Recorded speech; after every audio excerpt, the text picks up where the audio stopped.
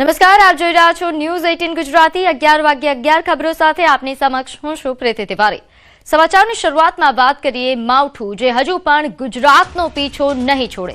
હવામાન નિષ્ણાંત અંબાલાલ પટેલની આગાહી, રાજ્યના કેટલાક વિસ્તારમાં વરસાદ પડી શકે છે। 24 અને 25 ફેબ્રુઆરીએ રાજ્યના કેટલાક વિસ્તારમાં હવામાન પલટાઈ શકે। 27 ફેબ્રુઆરીથી માર્ચની શરૂઆતમાં પણ આવી શકે છે પલટો। 15 માર્ચ બાદ ગુજરાતના હવામાનમાં પલટો આવી શકે।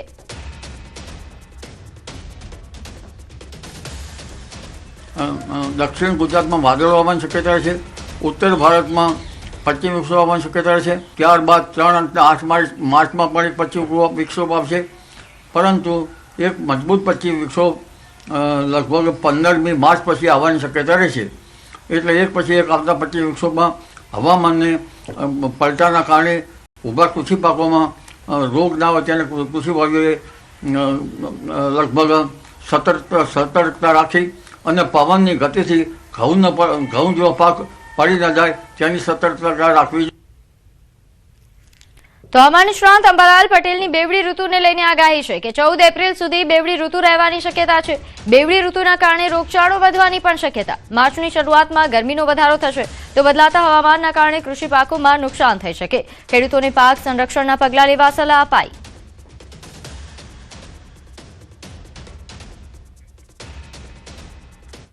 હજુ પણ બેવડી ઋતુનો જે સિલસિલો છે એ 14મી એપ્રિલ સુધી ચાલુ રહેવાની શક્યતા રહે છે, જેના લીધે જનસમુદાયમાં તો રોગ વધવાની શક્યતા રહે છે જનધનમાં। એટલે સ્વાસ્થ્યની કાળજી રાખવી, પરંતુ ઊભા કૃષિ પાકોમાં પણ રોગ આવવાની શક્યતા રહેતી હોય છે, ત્યારે ખેડૂત ભાઈઓએ પાક સંરક્ષણના પગલાં લેવા સારા રહે। આમ છતાં હવે ગરમી વધવાની શક્યતા રહે છે। લગભગ માર્ચની શરૂઆત સુધીમાં તો મહત્તમ ઉષ્ણતામાન 37-38 ડિગ્રી સેલ્સિયસ જેવું થઈ જવાની શક્યતા રહે છે। તો નર્મદા જિલ્લાના વાતાવરણમાં પલટો આવી શકે। રાજપીપળા શહેરમાં વહેલી સવારથી વાદળછાયું વાતાવરણ જોવા મળી રહ્યું છે। ડેડિયાપાડા, સાગબારા સહિત રાજપીપળા શહેરમાં ધીમી ધારે વરસાદ નોંધાયો। શિયાળાની વિદાય સમયે માવઠું ત્રાટક્યું છે। કમોસમી વરસાદ થતા ખેડૂતો ચિંતિત બન્યા। ઊભા પાકને નુકસાનની ભીતિ છે તો આંબા પર આવેલા મોર પણ ખરી જતા કેરી પણ મોંઘી થવાની શક્યતા।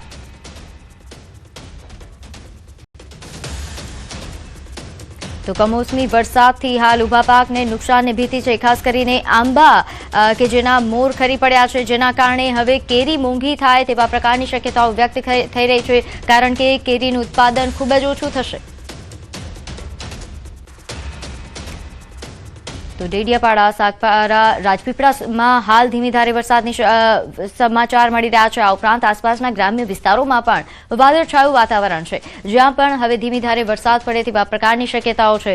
કમોસમી વરસાદના કારણે હાલ ખેડૂતો ચિંતિત બન્યા છે, ખાસ કરીને ઊભા પાકને નુકસાનની ભીતિ છે। આ ઉપરાંત આવા બદલાતી ઋતુઓના કારણે રોગચાળો પણ ફેલાય તેવા પ્રકારની શક્યતા છે। તો વાદળછાયા વાતાવરણ વચ્ચે હાલ જે રીતે પરિસ્થિતિ સર્જાય છે, માવઠાનો માર જે હાલ જાણવા મળી રહ્યો છે, ખાસ કરીને જો વાત કરવામાં આવે નર્મદાના દ્રશ્યો આપ જોઈ રહ્યા છો, જ્યાં માવઠું નોંધાયું, જ્યાં પણ ગ્રામ્ય વિસ્તારોમાં વરસાદ નોંધાયો છે। આ ઉપરાંત જે રીતે અંબાલાલ પટેલ દ્વારા આગાહી કરવામાં આવી હતી તે પ્રકારે ઘણા એવા વિસ્તારો છે કે જ્યાં વરસાદ પડ્યો હતો। જૂનાગઢના વિસાવદરમાં વરસાદ નોંધાયો। આ ઉપરાંત રાજપીપળા સહિતના આસપાસના જે વિસ્તારો છે ત્યાં વરસાદ નોંધાયો હતો, જેના કારણે ખેડૂતોને નુકસાનની ભીતિ છે। ઘણા ઊભા પાક કે જેમાં નુકસાન થવાની ભીતિ વ્યક્ત કરવામાં આવી રહી છે, ખાસ કરીને સૌરાષ્ટ્રમાં ઘઉં અને ચણામાં નુકસાનની ભીતિ છે। આ ઉપરાંત તુવેરનો પાક જે હવે તૈયાર થઈ ચૂક્યો છે તેને પણ અસર થઈ શકે તેવા પ્રકારની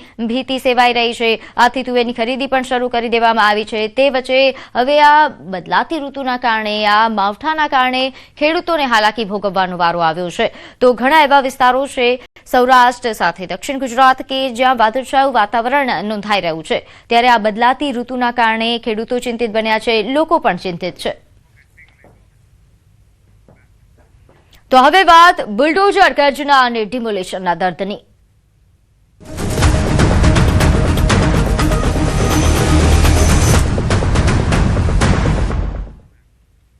રાજકોટના ઇતિહાસનું સૌથી મોટું ડિમોલેશન જંગલેશ્વરના અસરગ્રસ્ત લોકોનું દર્દ છલકાયું। ન્યૂઝ 18 ગુજરાતી સમક્ષ તેમણે વ્યથા ઠાલવી। અસરગ્રસ્તોએ કહ્યું કે અમે 40 વર્ષથી અહીંયા રહીએ છીએ, અમારી નજરની સામે જ આખું મકાન તૂટી ગયું। આખી રાત અહીં ઉજાગરો કરવા છતાં કોઈ વ્યવસ્થા નથી થઈ, અમને કોઈ રૂમ પણ ભાડે મળતો નથી। સરકારને વિનંતી કરીએ છીએ કે અમને વૈકલ્પિક વ્યવસ્થા કરી સામાન રાખવાની વ્યવસ્થા કરી આપે। નોંધનીય છે કે જંગલેશ્વરમાં હાલ ઘણા એવા બાંધકામો છે, મિલકતો છે જે તોડી પડાય છે। હજુ પણ ઘણા બાંધકામો બાકી છે। 1400 થી વધુ મિલકતોનું ડિમોલેશન થવાનું છે। 700 થી વધારે મિલકતોનું ડિમોલેશન થઈ ચૂક્યું છે। અમુક મિલકતો સ્વેચ્છાએ ડિમોલેશન કરવામાં આવી છે, પરંતુ ઘણા એવા મિલકતધારો છે કે જેમણે હાલાકી ભોગવવાનો વારો આવ્યો છે, કારણ કે તેમની પાસે હવે અન્ય કોઈ વ્યવસ્થા નથી। આખી રાત તેમણે ઉજાગરો કરી, તેમ છતાં તેમને કોઈ વ્યવસ્થા નથી મળી, કોઈ રૂમ આપવા તેમને તૈયાર નથી। તેના કારણે હાલ તેઓ વ્યથિત થયા છે અને સરકારે વિનંતી કરી રહ્યા છે કે તેમને કોઈ વૈકલ્પિક વ્યવસ્થા કરી આપવામાં આવે, તેમના સામાન રાખવાની વ્યવસ્થા કરી આપવામાં આવે તેવી માંગ કરવામાં આવી રહી છે। ત્યારે આ તમામ અસરગ્રસ્તો જે હાલ પોતાનું દર્દ અને વ્યથા ઠાલવી રહ્યા છે। મારું આખું મકાન પડે છે। મારે 4 છોકરીઓ હારે હોય કે 2 જણા, એના પપ્પા અત્યારે સિવિલ દવાખાના બલુંગ બેહાર્યું છે। અમારી હાવ તમે કયો ને અમે રોઈને મરી જાય તો અમારો ક્યાંય દીકરો મારે નથી। અમે અત્યારે પાડોશીના ઘરે સામે સામાન નાખ્યો, અમને મકાન 2 દીમાં કોણ દે ભાઈ? હું રોવ તો મરી જાવ તો મને મારી દીકરી હેરાન થઈ જાય। અત્યારે ઘર વિનાના થઈ ગયા। અત્યારે હાલત તો ખૂબ બેકાર। માં પપ્પા અત્યારે રોવા બેઠા, આખા મજૂરી કામ કરીને અમે કામ કરી, હવે ઘર નથી, અમે બેઘરી, ક્યાંય રહેવાની જગ્યા નથી, ક્યાંય રૂમ મળતા નથી। ભાઈ મકાન પડી રહ્યું છે, હવે અમે સરકાર પાસે બીજું તો કઈ કરી હકી એવું છે નહીં। અમે છે નાના માણસો, અમે કરી તો શું કરી? હવે સરકાર એક અમારી મદદ કરે। અત્યારે રોડ ઉપર બધા મકાનમાં લબાચા સાઈડમાં રાખ્યા છે, તમે અત્યારે અમને તાત્કાલિક ફ્લેટ બંધ સરકારી પડ્યા છે, એમાં આ લોકોને સામાન રાખવા દો અને એ લોકો રોટલી ભેગા થાય, ખાવા ભેગા થાય। કોઈને ગાંડા છોકરા છે, કોઈને બીમાર છે, કોઈને વિધવા માણસ છે।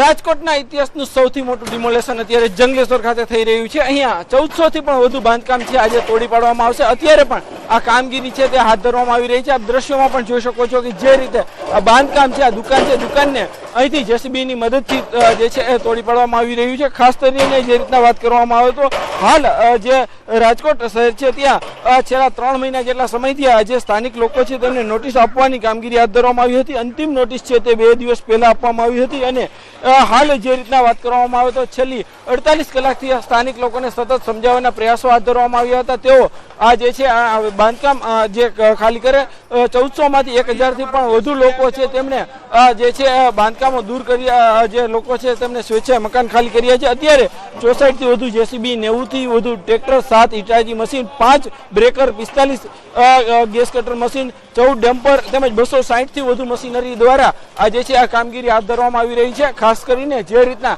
રાજકોટ શહેરનો જે જંગલેશ્વર વિસ્તાર છે તે પણ ક્યાંક જે છે એ અહીંયા અત્યારે ચુસ્ત બંદોબસ્ત પણ જોવા મળી રહ્યો છે। અહીંયા જે છે રાજકોટ જિલ્લા ઉપરાંત આસપાસના જિલ્લાઓમાંથી પણ પોલીસ ફોર્સ બોલાવવામાં આવી રહી છે, રેપિડો ફોર્સ પણ બોલાવવામાં આવી રહી છે। તમામ જે છે અહીંયા ચુસ્ત સુરક્ષા વ્યવસ્થા પણ ગોઠવી દેવામાં આવી છે, કોઈ અનિચ્છનીય બનાવ ન બને એના માટે આ જે છે વ્યવસ્થા કરવામાં આવી રહી છે। ખાસ કરીને રાજકોટનો જંગલેશ્વર વિસ્તાર છે તે ખૂબ જ જે છે કુખ્યાત પણ માનવામાં આવે છે, કેમ કે અહીંયા અનેક ભૂતકાળમાં હિસ્ટ્રી સીટરો જે છે અહીંથી બહાર આવી ચૂક્યા છે। કેટલીક દેશદ્રોહી પ્રવૃત્તિ કરનારા શખ્સો પણ અહીંયા રહેતા હોવાનું ભૂતકાળમાં સામે આવી ચૂક્યું છે। અત્યારે હાલ જે છે અહીંયા દાદાનું બુલડોઝર છે તે ફરી વળ્યું છે।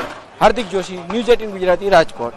આ શાંતિપૂર્ણ રીતે ડિમોલિશનની પ્રોસેસ ચાલી રહી છે અને આમાં કોઈ પણની લાગણી દુભાય નહીં, કોઈને અનનેસેસરી હેરેસમેન્ટ ના થાય એના માટે પ્રોપર પ્લાનિંગ કેટલાય દિવસથી ચાલી રહ્યું હતું, જેના ફળ સ્વરૂપે છેલ્લા 2 દિવસની અંદર 60 થી 70% લોકોએ સ્વયંભૂ પોતાનો સામાન ખસેડી લીધેલો છે, પોતાના મકાનો પણ તોડવાના ચાલુ કરી દીધા હતા। 40% જેટલું ડેબ્રિજ પણ એ લોકોએ હટાવેલું હતું પોતાની જાતે। અને આજે પણ માહોલ એ રીતનો છે કે અમારી ફાયરની ટીમ, મેડિકલ ટીમ, ડ્રોન સર્વેલન્સથી માંડીને સોશિયલ મીડિયા મોનિટરિંગ બધું ચાલી રહ્યું છે। તો રાજકોટમાં પોલીસ અને પીજીવીસીએલની મોટી કાર્યવાહી. પોલીસ અને પીજીવીસીએલ દ્વારા સર્ચ ઓપરેશન શરૂ કરવામાં આવ્યું અને ગુનેગારોના રહેણાંક મકાનમાં દરોડા પડાયા. 8 ગુનેગારોના રહેણાંક મકાનમાં સર્ચ ઓપરેશન હાથ ધરાયું, જ્યાં એસપી સહિત ઉચ્ચ અધિકારીઓ દ્વારા ડ્રોન કેમેરા દ્વારા સમગ્ર ઓપરેશન પર નજર રાખવામાં આવી. કુલ 74 જેટલા ગેરકાયદેસર વીજ જોડાણ મળી આવ્યા, જેને કાપવામાં આવ્યા અને 68.6 લાખનો દંડ પણ ફટકારવામાં આવ્યો.